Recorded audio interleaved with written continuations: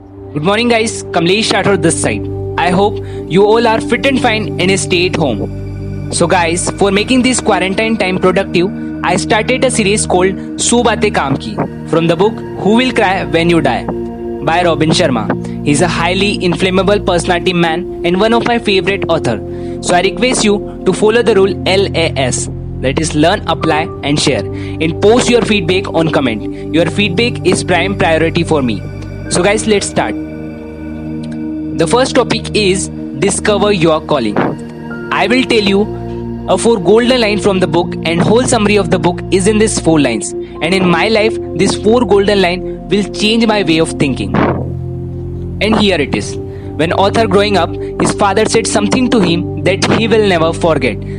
Son, when you were born, you cried while the world rejoiced.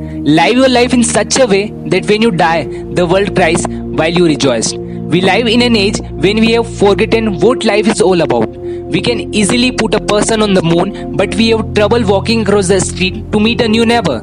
We can fire a missile across the world with a pinpoint accuracy, but we have trouble keeping a date with our children to go to the library. We have email, fax machines and digital phones so that we can stay connected. And yet we live in a time where human beings have never been less connected. We have lost touch with our humanity. We have lost touch with our purpose. We have lost sight of the things that matter the most. I respectfully ask you, who will cry when you die?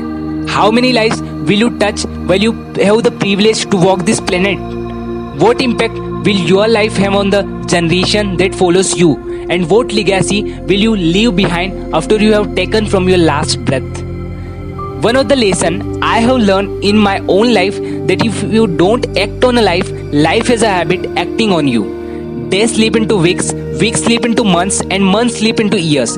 Pretty soon it's all over and you are left with nothing more than a heart filled with regret over a life, half life. A great leader was asked on his deathbed, what would you do if you could live your life over again? He reflected, then replied with a deep sigh, I did like to be a person I could have been but never was. I hope this never happens to you. So the question is arrived, how can I find greater meaning in my life? How can I make a lasting contribution through my work? And how can I simplify so that I can enjoy the journey of my life before it is too late? The answer is simple. Find your calling. I believe we all have special talents that are just waiting to be engaged in a worthy pursuit. We are all here for some unique purpose, some noble objective that will allow us to manifest our biggest human potential, while we at the same time add value to the lives around us. Finding your calling doesn't mean you must leave your job you now have. It simply means you need to bring more of yourself into your work and focus on the things you do the best. It means you have to stop waiting for other people to make the changes you desire. As Bapu says, be the change that you wish to see most in your world.